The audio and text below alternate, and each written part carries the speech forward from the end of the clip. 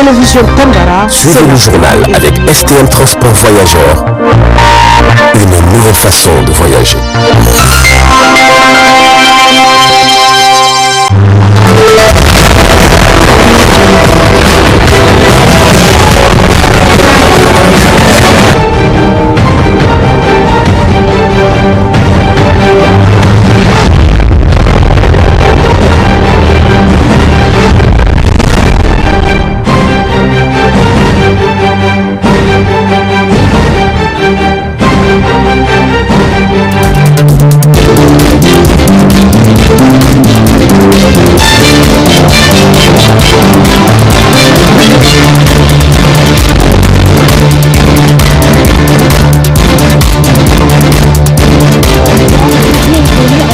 Édition du soir sur la télévision Tambara. Lancement jeudi dernier à Tawa des activités du projet Avenir Niger, un projet financé par l'Université de Californie à San Francisco. C'est l'adjoint au gouverneur de la dite région qui a présidé la cérémonie. Aliassani commente les images de l'azithromycine constitue le lancement officiel des activités du projet Avenir Niger dans la région de Tawa. Ce projet, financé par l'Université de Californie à San Francisco, est une stratégie de réduction de la mortalité et de la morbidité chez les enfants de moins de 5 ans, recommandée par l'OMS. C'est donc après une première expérimentation et des résultats satisfaisants que ce projet s'étend aux autres régions du Niger. Au Niger, comme dans tous les pays en voie de développement, nous enregistrons un fort taux de mortalité infantile. En réponse à ces fléaux, l'essai Morgor a fait ses preuves à Dosso en réduisant considérablement ces taux de mortalité. C'est ainsi que l'OMS a recommandé l'extension de cette stratégie sous le nom du projet à venir dans les autres régions de manière progressive. Engageons-nous pour l'amélioration du bien-être de l'enfant.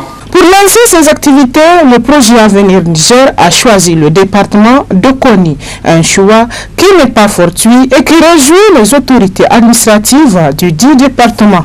Je me réjouis très sincèrement du choix porté sur notre commune pour abriter le lancement du projet à venir. Je me réjouis aussi très sincèrement de la présence féminine à ce lancement, parce que qui dit projet à venir, c'est de l'avenir qu'il s'agit. Et surtout, l'un des objectifs fondamentaux du projet à venir, c'est la réduction, en tout cas, de la mortalité infanto-juvénile. Le projet Avenir Niger a pour objectif de contribuer à la réduction de la mortalité et la morbidité chez les enfants de moins de 5 ans à travers la distribution de masse tous les 6 mois de l'azithromycine. Les maladies cibles ou les maladies ciblées sont, entre autres, les trachome, les infections respiratoires, les infections digestives, les infections cutanées et beaucoup d'autres maladies. Les produits sont administrés gratuitement. L'appel que nous lançons à l'endroit de la population du département de Koni, c'est de faciliter l'accès des ménages aux distributeurs lors des campagnes de distribution.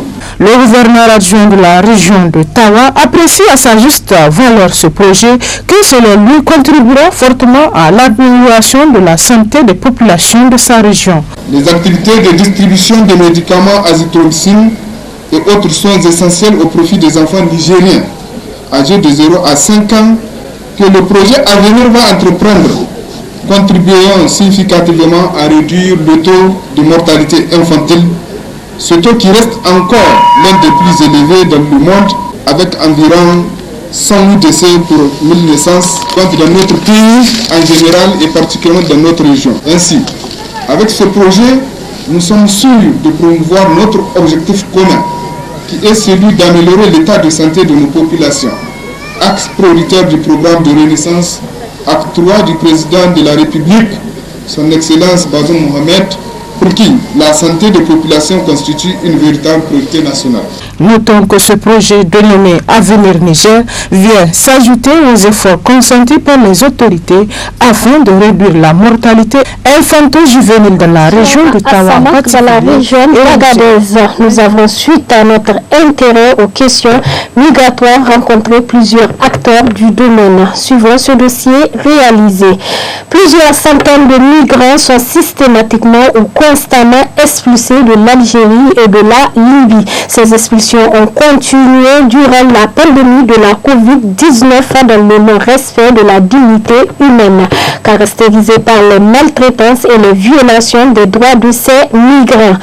Selon Médecins sans frontières, en 2021, 27 208 migrants ont été expulsés d'Algérie dans des conditions inhumaines vers Assamak à la frontière du Niger, dont 13 438 piétons et 13 770 en convoi officiel. Afin de montrer les réalités que vivent ces candidats à l'aventure, une de nos équipes se sont rendues à Agadez puis à Assamak où ils se sont entretenus avec Amoïda Ousmane, est un jeune Camerounais issu d'une famille de 3 enfants et orphelin de mère. Devant la situation financière difficile de sa famille et l'environnement politico-sécuritaire délétère du Cameroun, Ousmane décide de rejoindre l'Europe en traversant le désert. En 2017, il quitte son Cameroun natal, passe par le Nigeria, le Niger pour atteindre l'Algérie, ensuite la Tunisie avant de revenir en Algérie. Les rêves d'Abou Nida Ousmane vont vite voler en éclats. Un soir, il est arrêté par la police algérienne et c'est la grosse désillusion. Avec amertume, il raconte son interpellation dans les rues d'Oran et son incarcération dans les prisons en Algérie. J'ai fait une semaine en cellule d'abord quand nous êtes enfermés en Algérie. Un mardi soir, on est sorti avec mon frère. On a pris le bus pour partir à Oran parce que moi j'habitais à l'Aïe. Comme il n'y avait rien à faire à la maison, je suis sorti aller un peu marcher. C'est comme ça on a vu 2 hommes qui nous ont bénis arrêter, mettre les menottes, aller nous enfermer au commissariat 8e à Oran. Et après nous ont pris à mener dans un camp de là où on met les refoulés, les gens qu'on refoule. L'expulsion d'Abou Nidal Ousmane ressemble à celle de la majorité des migrants pris sur place. Ils sont abandonnés à la frontière algéro-nigérienne au point 0 à 15 km de Assamak. Là, les gardes algériens diversent les migrants en grand nombre, transportés dans le non-respect des mesures barrières dans le contexte de la pandémie de la COVID-19. Après avoir subi toutes sortes de violences et de tortures, ces migrants sont abandonnés à leur triste sort. Nidal Ousmane se souvient encore. Arrivé même sur le désert sans l'aide des Médecins sans frontières, là, c'est que personne ne devait être là maintenant en train de parler. Parce que la façon dont ils nous ont laissé là, même nous à bord, on n'avait pas. C'est eux qui nous ont aidés avec des voitures, même pour nous porter de là-bas à Médéocamp. Les équipes de Médecins sans frontières distribuent de l'eau, des biscuits énergétiques d'urgence, des kits d'hygiène, des couvertures, fournissent une assistance médicale d'urgence et un soutien psychologique aux migrants. L'organisation apporte son assistance dans 5 centres de santé intégrés. Explique Kourounou Fassili, manager des activités médicales du projet MSF à Agadez. Dans cette promotion de l'accès aux soins, nous appuyons 4 districts sanitaires, mais à travers 5 CSI intégrés. Alors, dans tous ces districts sanitaires, voilà, on fait la promotion aux soins à ces migrants, mais aussi la population autochtone. À part ça aussi, nous avons la maternité que nous prenons en charge dans toutes ces structures de santé. Et cette maternité, c'est pour tout le monde, que ce soit la population migrante, que ce soit la population autochtone. On assure le référencement dans tous les districts sanitaires où nous appuyons vers les structures secondaires, où on peut faire l'hospitalisation, où on peut faire l'intervention. Et aussi, on assure aussi le contre-référencement de cette population autochtone vers leur site d'origine. Alors, si c'est les migrants, quand on les réfère, après leur traitement, on les accompagne chez l'OIM, qui est chargé de leur enregistrement et de leur retour au pays. Nous nous assurons seulement la prise en charge médicale. Les migrants sont de moins en moins visibles dans les rues d'Agadez. Selon Kourouna Fassini, manager des activités médicales du projet MSF à Agadez, ces migrants fuient la police, la gendarmerie, du fait de la loi 2015 qui criminalise la migration. Il souligne que l'accessibilité aux soins de santé des migrants est de ce fait limitée. On a des conventions avec l'État et aussi avec chaque district sanitaire. Ils savent c'est quoi MSF. Ils savent qu'on est là pas pour encourager la migration, ni pour arrêter la migration. On est là c'est pour faciliter l'accès aux soins. Je crois que cette loi n'a pas d'impact sur nos activités. C'est seulement pour accéder souvent à ces migrants, vu que ces migrants ils sont en train de fuir un peu sur les couloirs. Alors, c'est ça seulement un peu cet impact que je peux signaler, qui peut être peut-être indirect. Et là, malgré tout, nous partons vers ces migrants pour leur donner les soins. Dégoûté par la maltraitance des gardes algériens, ce jeune migrant ne veut plus jamais tenter l'aventure. Pour lui, c'est la fin de son rêve d'accéder à l'Europe. Je veux retourner dans mon pays. Tout ce que je veux leur dire, c'est que personne ne peut changer l'Afrique à part nous. Donc ça ne sert à rien de partir là-bas. Nous traitons différemment, c'est comme si nous, on n'est pas des humains. Cette fois-ci, moi, j'accepte la défaite, je dois rentrer. Je préfère rester chez moi. D'après Kourouna Fassini, manager des activités médicales du projet MSF à Agadez, depuis 2018, l'organisation travaille dans la région d'Agadez pour secourir les populations en mouvement sur les principales routes migratoires du pays. De même que les communautés locales vulnérables, femmes enceintes, enfants de 0 à 5 ans. Le but du projet de MSF à Agadez, c'est de promouvoir l'accès aux soins de ces migrants qui sont sous frontière en raison de la COVID-19 et de la loi anti-migration. Le flux migratoire n'a pas baissé à Assamaka. Au contraire, de nombreux migrants continuent d'emprunter les couloirs de passage dans le désert, avec l'espoir d'atteindre l'Europe en passant par l'Algérie et le Maroc. Mais beaucoup n'arrivent pas à franchir cette ligne. Ils sont arrêtés, torturés, dépouillés et déportés manu militari par les gardes algériens jusqu'à la frontière nigérienne à Assamaka. Dans ce désert lointain, l'organisation Médecins sans frontières pour venir en aide à ces migrants abandonnés et perdus lance des opérations de sauvetage et de ratissage. 15 km de Assamaka, c'est là où les gardes algériens nous ont laissés en grand nombre sans respect des mesures barrières dans un contexte de la COVID-19 après avoir subi toutes sortes de violences et de tortures, nous racontent Solange et Amadou, des migrants expulsés de l'Algérie. Ils ont débarqué à la maison, cassé les portes, nous demandaient de nous mettre à terre comme si on était des voleurs. Ils sont allés même plus loin, jusqu'à aller à fouiller même dans notre intimité. C'est pas bien. Nous sommes des êtres humains. C'est comme ça que nous ont menottés, ils nous ont emmenés à la police, ils nous ont refoulés comme ça. Ils nous ont déposés à 15 km d'ici et on a prolongé à pied. Dès qu'ils ont franchi seulement la frontière la frontière entre Algérie et le Niger, ils nous ont laissé à 15 km d'Assamaka, là où nous sommes. Voilà. Donc là-bas, nous avons marché. Il y a certains qui ne parvenaient pas à marcher, il y a certains qui ont pu quand même le faire. Voilà. Maintenant, nous sommes maintenant à 5 à 7 km, 7,5 km d'Assamaka. Nous avons vu la voiture des Médecins sans frontières qui sont venus assister les femmes et les enfants d'abord, comme il faut.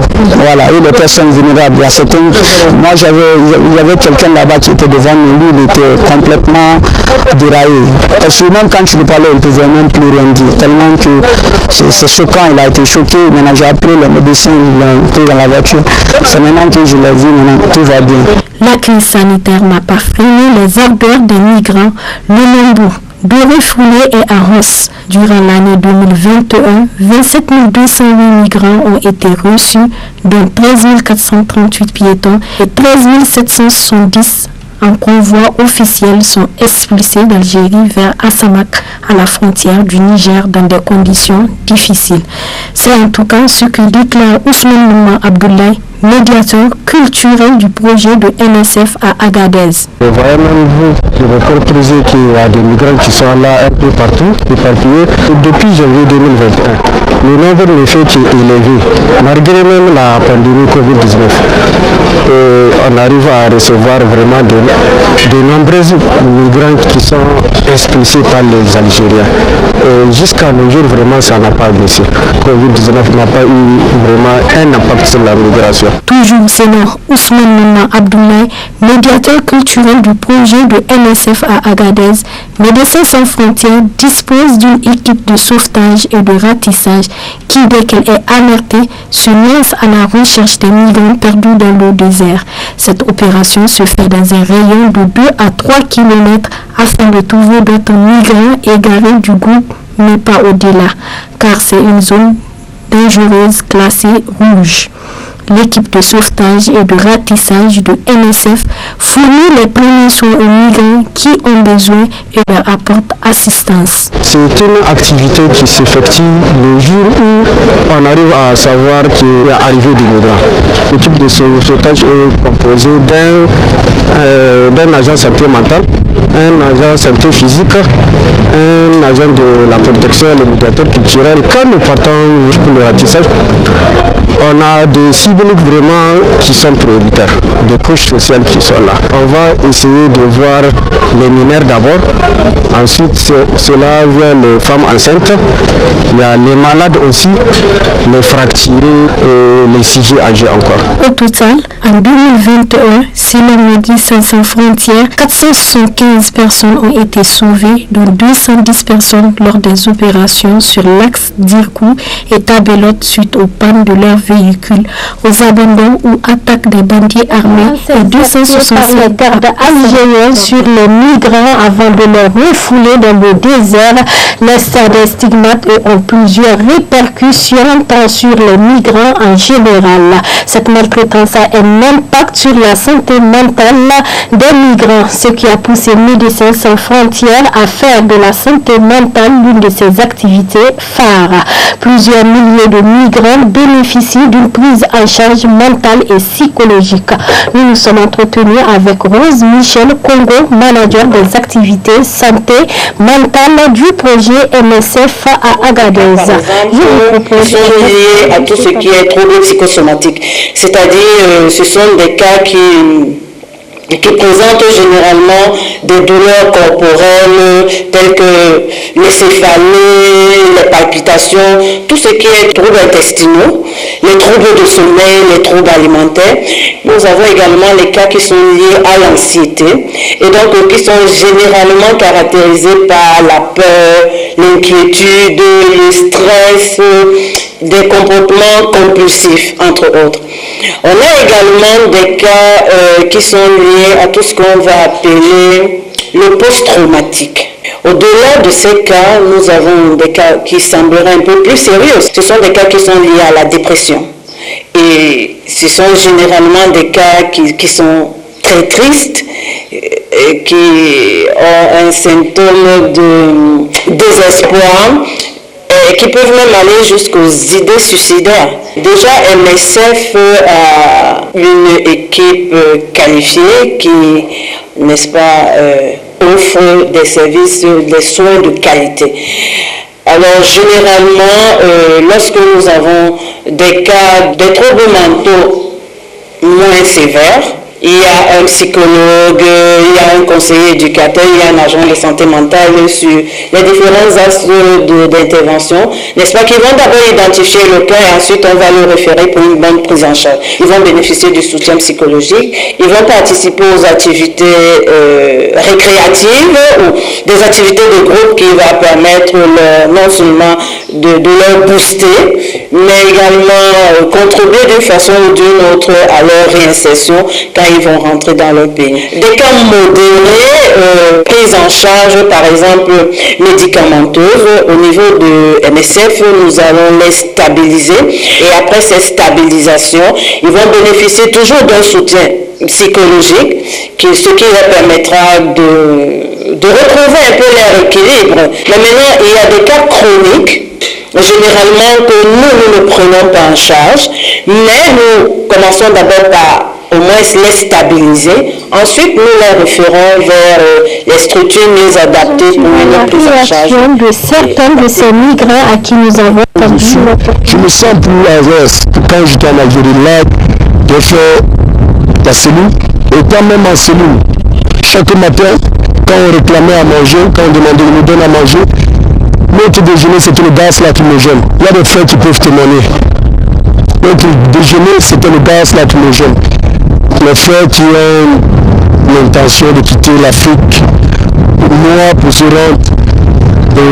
rendre soit en Europe, soit au Maghreb, vraiment, je leur conseille de se concentrer et de se focaliser, d'apprendre un métier dans leur pays et rester là parce qu'il n'y a rien là-bas. Nous sommes entrés bien au Maroc, mais après la gendarmerie royale nous a plu. Ils nous ont amenés dans le camp, ils ont fait une interview, ils ont appelé un journaliste qui nous a interviewé, qui a pris des photos, et après ça, ils nous ont rejetés en Algérie. C'est une expérience que je n'ai pas souhaité à mon pire ennemi, parce que la maltraitance là n'est pas du tout bien. Ils ne lui donnent pas de bons repas, ils ne donnent que du pain. Ils vous battent? Oui. Cette dernière fois, il y a des gens qui étaient battus. Blessés. D'autres sont arrivés ici blessés, disent ça s'est passé devant moi. Maintenant, je me suis fait frapper le camp de refoulement à Oran. Il n'y a rien en Algérie qu'on ne trompe pas. Les gens disent que c'est à cause de la mort, c'est du mensonge. Quand tu as peut-être 1000 dinars là-bas et que tu dépends, tu veux convertir ça à la mort de ton pays, tu verras que tu dépends toujours la même chose. Juste que la situation de vie là-bas, on peut un peu dire que les choses sont moins chères, mais il y a vraiment rien en Algérie, qu'on ne me trompe pas.